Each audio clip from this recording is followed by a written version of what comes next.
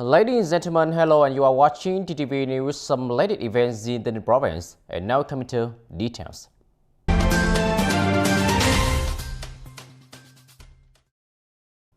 Ladies and gentlemen, on April 16, the delegation of April 30 Hospital Town Company, the Flight Department, the People's Security University under the Ministry of Public Security, and TayNinhTV Public Security Department paid a visit to Gioi Commune of Thanh District.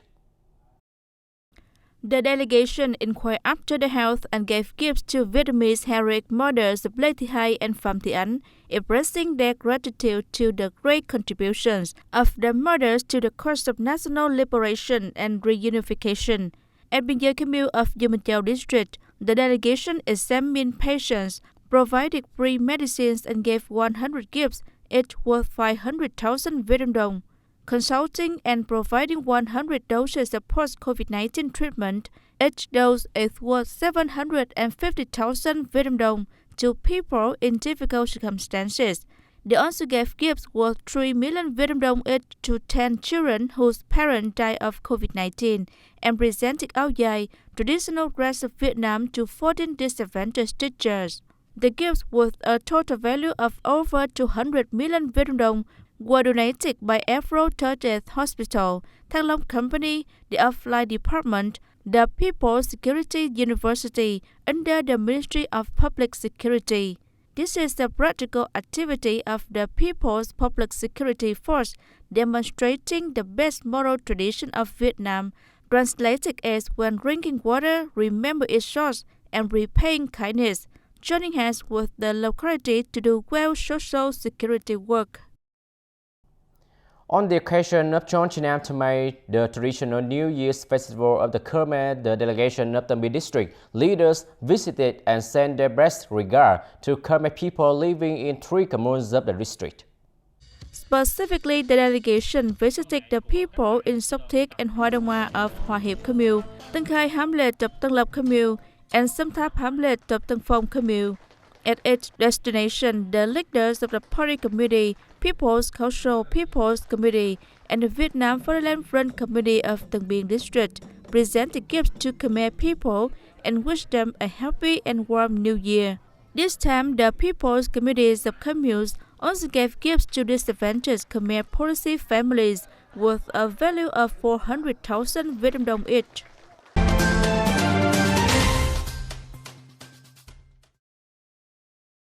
Recently, the Supervisory Delegation No. 1 of the Standing Committee of the Ninh Provincial People's Council had a working session with Duong Minh Chau District People's Committee on the implementation and supervision of site clearance for public investment projects in the district in the period of 2018-2021.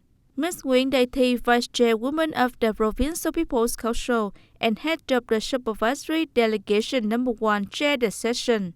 According to the report of Duong Minh Chau District People's Committee, during the mentioned period, the district had implemented 9 public investment projects with a total area of over 63.7 hectares. The total cost for compensation and site clearance in the district is nearly 364 billion Vietnam dong. The workload is quite large, but with the efforts of the whole political system, 7 out of 9 projects have been completed and handed over to the construction unit with the consent of the locals. 2 out of 9 projects whose workload is over 99%. However, in the process of implementing the projects, the district faced many difficulties related to land compensation price. Regarding the issue, Duong Minh Chau District proposed the Provincial People's Committee to promulgate specific mechanisms and policies, allocate capital to create a development land fund so that the land fund development center at all levels can effectively implement it. Ms. Nguyễn Đại Thi acknowledged the initiative of the local authorities in the work of information, propaganda and mobilization of people when implementing the project, and the local efforts in carrying out a huge amount of work up to this point. Turn to other news. On April 15, TayNinhTV Department of Planning and Investment held a business conference in 2022 with the participation of the representatives of over 76 businesses in the province. Director of the Department of Planning and Investment Trinh Ngọc Phương said, despite being heavily affected by the COVID-19 pandemic in 2021, the Provincial People's Committee has taken many synchronous solutions both to fight against the pandemic and to ensure production and economic development. The department will coordinate with other sectors and effectively advise the Provincial People's Committee to promulgate the implementation plan of Resolution Number 2 in the province. The conference also deployed to business community the Provincial People's Committee's project to support small and medium enterprises in the period of 2021-2025 in the province. Representatives of enterprises also had the opportunity to discuss, make recommendations and proposals to the Board of Directors of the Department of Planning and Investment to remove obstacles in the process of implementing business support projects in the near future. Under the authorization of the Chairman of the Provincial People's Committee, Mr. Trinh Ngọc Phương also awarded certificates of merit to 10 enterprises. Director of the Ninh Department of Planning and Investment also presented certificates of merit to 26 businesses with achievements in contributing funds to support epidemic prevention and control in the province.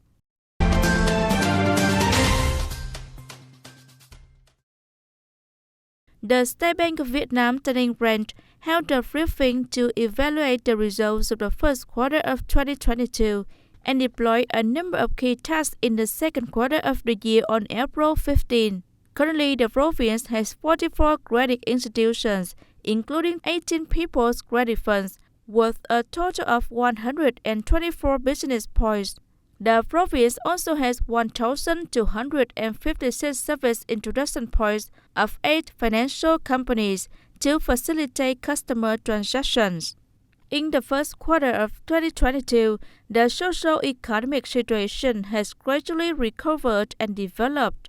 Credit institutions in the area have actively promoted lending activities, fully and promptly met capital needs for production and business, especially during the Lunar New Year, so credit capital has grown quite well, positively supporting the recovery and development of the local economy. By the end of March 2022, credit institutions in the area had 564 billion Vietnam dong worth of bad credits, accounting for 0.7% of total outstanding loans, increased compared to the rate of 0.68% at the beginning of the year. Outstanding policy credit reached 2,986 billion Vietnam dong, up 2.4% compared to the beginning of the year, and bad debt accounts for 0.68% of the total outstanding loans. Director of the State Bank of TayNinhTV branch, Nguyễn Xuân Hiền, suggested credit institutions in the area to step up capital mobilization in order to make good use of idle capital in the economy, contributing credit growth in 2022, ensuring safe and effective credit growth, meeting well the capital needs of the economy, concentrating capital for production and business sectors, especially fully and promptly meet the capital needs of credit programs for industries and fields according to the policies of the government and the locality in the time to come. Ladies and gentlemen, over the last 2 years, the complicated development of the COVID-19 pandemic has had a significant impact on our festival activity nationwide, including TayNinhTV. Thanks to the effort of the whole country, the pandemic has been effectively controlled. So this year, Chol Chnam Thmay took place in bustling atmosphere, the excitement of all Khmer people after a plentiful harvest. TayNinhTV province is home to 21 ethnic minorities, in which the Khmer have more than 1,840 households, with nearly 7,800 people, accounting for 0.7% of the province population, living mainly in Tân Châu, Tân Biên, Châu Thành districts and Hoa Thanh town.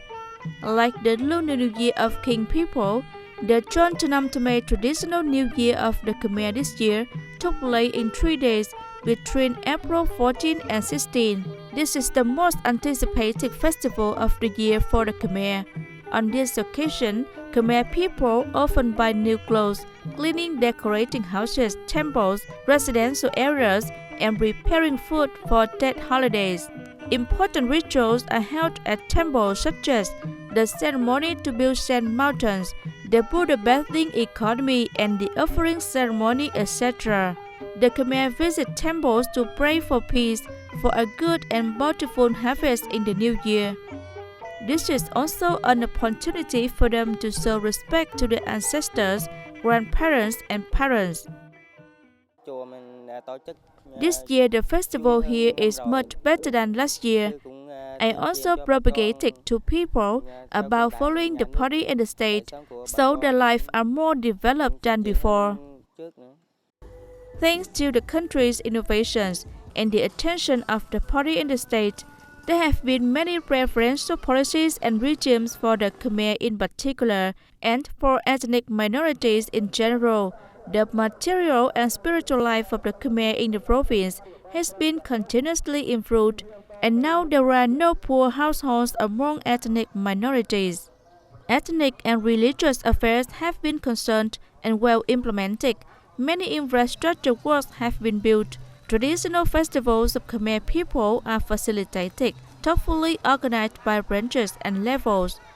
The customs, practices, voices, and writings of the Khmer are preserved and promoted. Those programs and policies on ethnicity are implemented openly, transparently, with the right goals in the right locations, with the right objects, promoting their effectiveness, contributing to economic development and social stability in ethnic minority areas. On the occasion of the Chol Chnam Thmay traditional New Year of the Khmer, the Party Committee, People's Cultural People's Committee, and the Fatherland Front of the Commune also coordinated to visit Khmer people and wish them a Happy New Year. But we also asked them to ensure the COVID-19 prevention and control, as well as security and order. This time, we also cooperated with the city authorities to give 100 gifts to the people to celebrate that. Along with the state policy, Khmer people in the province will continue to preserve and promote good traditions, solidarity, self-alliance, the will to rise, actively participating patriotic emulation movements, joining hands to successfully implement the goals and tasks set out by the authorities at all levels, contributing to building an increasingly rich, beautiful, and civilized homeland. Ladies and gentlemen, that's all for today TTV News. Thank you for watching and see you next time.